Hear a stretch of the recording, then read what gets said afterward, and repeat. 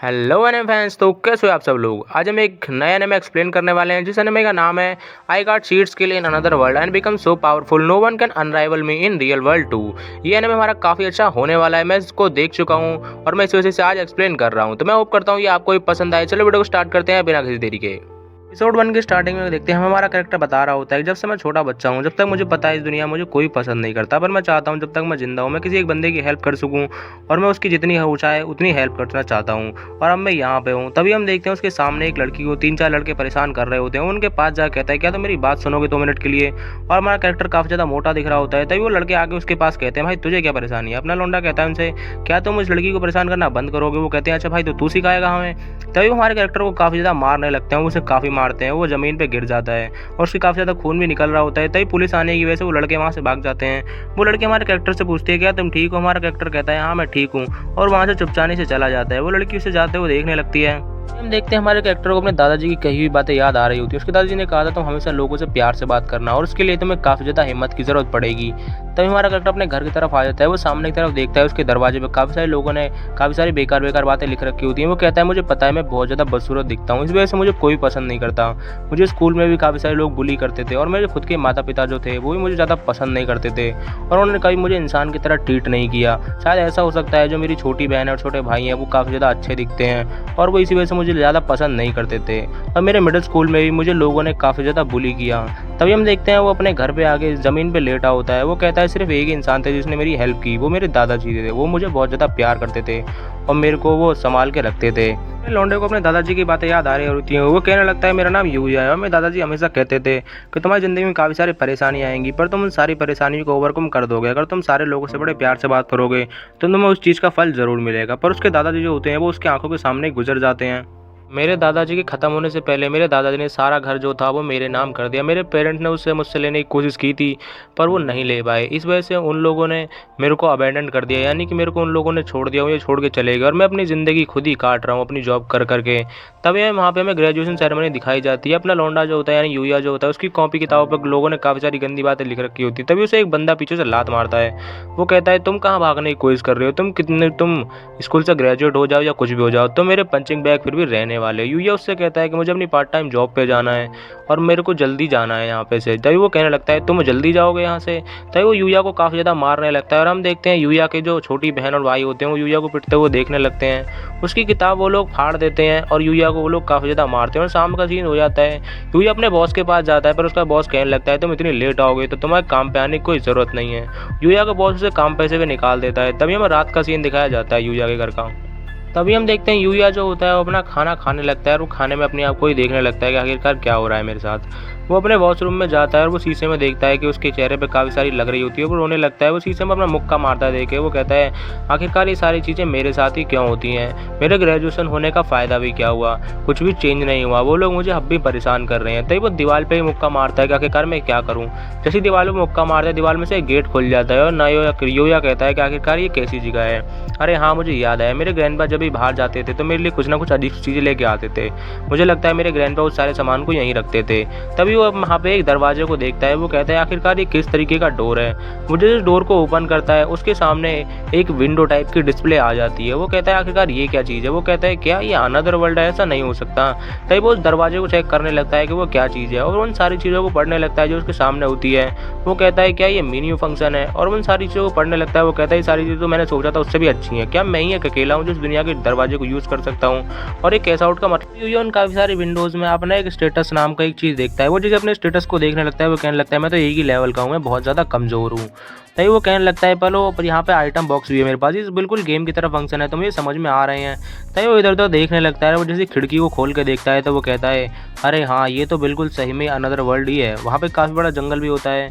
तभी वो कहने लगता है कि एक सही में एक दूसरी दुनिया है। जब वो एक टेबल पे एक नोट को देखता है वो कहता है मैं इसे पढ़ नहीं सकता, शायद ये जो लैंग्वेज है ये इसी दुनिया की है, इसलिए मैं इसे पढ़ नहीं पा रहा। तभी उसके सामने एक स्टेटस प्लेट आ जाती है।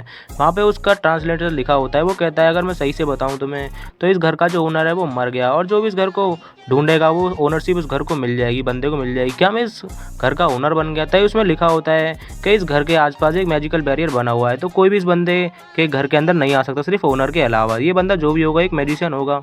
तभी हम देखते हैं यूया वहाँ पे काफ़ी सारे हथियार रखे हुए देखता है, तो वो एक तलवार को बाहर निकाल लाता है। वो कहता है कि तलवार तो बहुत ही ज़्यादा खतरनाक है। तभी वो उस घर से बाहर जाने की कोशिश करता है और वो बाहर जाके देखता है और उसके हाथ में एक स्वॉर्ड भी लग रही होती है। वो जैसे बाहर जाता है तब इधर उधर भागने लगता है बाहर को, तभी उसका पैर फिसल जाता है और वो नीचे गिर जाता है। तभी वो कहता है मेरे स्टेटस जो है वो तो बहुत ज़्यादा कम है। तभी वो कहता है अगर मैं किसी भी वेपन को पकड़ूंगा तो मेरी स्किल में आ जाएगा। तभी वो काफ़ी सारे वेपन्स को बाहर लाने लगता है, एक स्नाइप लेके आता है, फिर वो एक आर्चर करने के लिए धनुष भी लेके आता है। वो कहता है मैंने काफ़ी सारी स्किल्स तो मिल गई मुझे, पर ये सारे के सारे हथियार काफ़ी ज़्यादा डेंजरस हैं। तभी वो उन सारे हथियारों को अपनी इन्वेंटरी में रखने लगता है। उसके हाथ में एक भाला ही रह जाता है, पर इतनी देर में ही उसके ऊपर एक मॉन्स्टर जो होता है वो अटैक कर देता है। पर वो बैरियर की वजह से वो मॉन्स्टर यूया पे कुछ नहीं कर पाता। यूया कहने लगता है कि ये इतना बड़ा मॉन्स्टर कहाँ से आ गया। यूया जब उसकी स्टेटस को देखता है वो 300 लेवल का मॉन्स्टर होता है। वो यूया कहता है तो बहुत ज़्यादा डेंजरस है, पर वो मॉन्स्टर वहाँ पे बगल में ही एक पेड़ होता है, उस पेड़ को उखाड़ के उस बैरियर के ऊपर मारता है, पर बैरियर टूटता नहीं है। यूया कहता है अगर मैंने कुछ नहीं किया तो मैं मर सकता हूँ यहाँ पे। यूया उस भाला को पकड़ के उस मॉन्स्टर पे दे के मार देता है, यानी थ्रो कर देता है, और उस मॉन्स्टर के बीच में ही छेद हो जाता है और वो मॉन्स्टर जो होता है वो वहीं पे ही मर जाता है। यूया कहता है आखिरकार मैंने इस मॉन्स्टर को मार दिया, मैं इतना पावरफुल कैसे हूँ। तभी वो मॉन्स्टर जो होता है वहीं पे डिसअपियर हो जाता है। यूया देखता है कि उसके लेवल जो है वो 100 पहुँच चुका होता है और उस मॉन्स्टर ने काफ़ी सारे आइटम भी ड्रॉप कर दिए होते हैं। यूया कहने लगता है ये क्या चीज़ है। यूया अपने लेवल को देख काफ़ी ज़्यादा खुश होता है, मैं कह 100 में लेवल का पहुंच गया, और वो काफ़ी ज़्यादा कहता है कि मैं थक चुका हूँ, मुझे घर चलना चाहिए। तभी उसके सामने एक कैश आउट का ऑप्शन आ जाने लगता है। वो कहता है ये क्या है। जब उस पर क्लिक करता है तो वहाँ पे पैसे गिर जाते हैं। यूया कहता है मुझे लगता है मुझे इन्हें ले लेना चाहिए। तभी हमें रात का सीन दिखाया जाता है यूया के घर का। यूया की बॉडी जो होती है वो एक साथ चेंज होने लगती है। तभी हमें सुबह का सीन देखते हैं। हम देखते हैं यूया जो होता है वो काफ़ी ज़्यादा हैंडसम सा लौंडा बन चुका होता है, उसके 6 पैक भी आ जाते हैं। यूया अपनी बॉडी को टच करके देखने लगता है, अपने फेस को भी टच करता है। वो कहता है कि मेरे एक साथ कपड़े इतने ढीले क्यों हो गए। वो अपने बाथरूम में आता है और वो देखता है उसका शीशा टूटा हुआ है। तभी वो कहने लगता है वैसे मुझे अपना चेहरा देखना भी नहीं था, उसके सारे कपड़े गंदे पड़े होते हैं। तभी वो कबर्ड में एक शर्ट निकाल के उसे पहनने लगता है। तभी वो अपने दूसरे वर्ल्ड में आके अपनी गार्डनिंग करने लगता है। वो कहने लगता है मुझे यहाँ काफ़ी ज़्यादा टाइम हो चुका है, तो अब मुझे इस चीज़ की आदत पड़ चुकी है और ये वर्ल्ड मुझे काफ़ी ज़्यादा मज़ा आने लगा है, मुझे फ़न होने लगा है यहाँ पे। तभी एक जेली मॉन्स्टर आ जाता है। यूया जो होता है अपने वेपन को निकालता है। वो कहता है इन मॉन्स्टर से मैं काफ़ी ज़्यादा फाइट करता रहता हूँ, और वो उस मॉन्स्टर पे अपने भाले को फेंक के मारता है और वो जो मॉन्स्टर होता है जेली वो मर जाता है। तभी वहाँ पे एक जेली का आइटम ड्रॉप हो जाता है। वो कहता है क्या एक जेली कॉफ़ी है, ऐसा भी कुछ होता है। तभी वहाँ पे एक लॉकेट वगैरह भी गिर जाता है। तो यूया जो होता है उस लॉकेट को उठाता है और अपने गले में एक लॉक पहन लेता है, और वो कहता है मेरा लेवल जो है वो 150 हो चुका है, और उस मॉन्स्टर के मारने के बाद वो पैसे भी ले लेता है। तो वो काफ़ी सारी सब्जियां लेके आता है और वो उससे खाना बनाने लगता है। वो उस खाने को बना के खाने लगता है। वो कहता है ऐसी लाइफ हो मेरी जैसी जब मुझे मज़ा आ रहा है, और मेरे को यकीन नहीं हो रहा मेरा अभी तक लेवल 150 हो चुका है, और मुझे अपने स्कूल के लिए कुछ यूनिफॉर्म वगैरह भी इकट्ठी कर लेनी चाहिए। तभी वो किताबें वगैरह लेके आता है और वो जेली को भी ट्राई करता है। वो कहता है ये जेली तो काफ़ी ज़्यादा बढ़िया है। तभी शाम के टाइम पे वो पेट्रोल कर रहा होता है अपने घर के बाहर। तभी वहाँ पे एक गॉब्लिन आके उसके भाले को पकड़ लेता है, तो उसके अटैक को डॉज करता है और उस गॉब्लिन को जोरदार लात मारता है, और वो उस मॉन्स्टर को वहीं पे मार डालता है, और उस मॉन्स्टर के जितने भी आइटम है वो सब अपने आइटम बॉक्स में रख लेता है। वो कहने लगता है इस बात से कोई फ़र्क नहीं पड़ता कि मैं कितना भी लेवल अप कर लूँ इस वर्ल्ड में, पर मुझे कल को रियलिटी फेस करनी है और मुझे कल को स्कूल भी जाना है।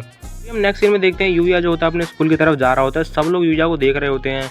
वो कह रहे होते हैं कितना सुंदर लौंडा है, पर यूया को पता नहीं होता है कि उसकी पूरी बॉडी चेंज हो चुकी है। यूया की सिस्टर भी देख रही होती है वहाँ पे उसे, और हम देखते हैं यूया अपनी क्लास में आ जाता है। वही लौंडे जो यूया को मारा होता है वो पूछते हैं अरे मैंने तुम्हारा चेहरा तो कभी नहीं देखा यूया से, और तुम क्या एक ट्रांसफर स्टूडेंट हो। सभी लोग बाहर भी खड़े होते हैं क्लास के यूया को देखने के लिए। यूया कहता है अरे तुम लोगों ने मुझे पहचाना नहीं, मैं यूया टेंजो हूँ।